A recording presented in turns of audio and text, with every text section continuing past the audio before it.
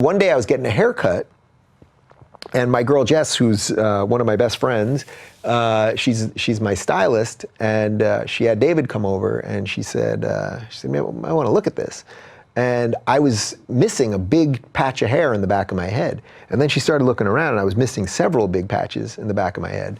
Anyway, long story short, after going to some doctors, it turns out that I was diagnosed with alopecia areata, which is basically an autoimmune disease where your white blood cells start attacking your hair follicles. They don't know why, so they chalk it up to stress. Now, I was under a tremendous amount of stress. Suddenly I was getting hate, like endless, relentless hate from the good guys, the liberals, the progressives, the tolerant, decent people. I was getting a tremendous amount of hate from them, from my side. And I probably wasn't dealing with it the best way possible. You know, I'm kind of expressive here when I do these things with you, but generally in life, I'm like a little more calm and cool and collected, and I don't share every thought that I have all the time. And I'm not the most overly emotional person, let's say, which I think does lead to a good ability to interview somebody in a calm manner. But anyway, I started losing huge chunks of hair, and then it started moving to the top of my head.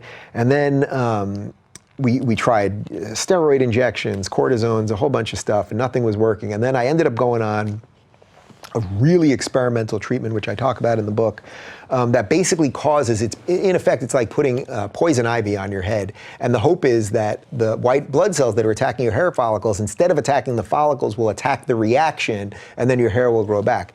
Anyway, I had absolutely horrific reaction to it, because you're basically putting your stuff you're allergic to on your body.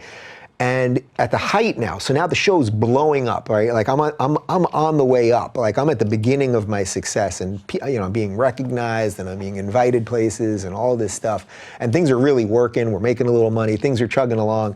And suddenly I'm dealing with this horrific affliction that actually at one point I had lost so much hair on the top of my head that like I had this like strip like right here, basically the front strip, and I was doing all sorts of crazy shit, and I was putting, you know, like black powder to cover up spots. And then I was also, one of the side effects that I was insanely hot all the time. So, you know, we're in hot studio lights, and I'd be dripping and sweating, and I was really bloated.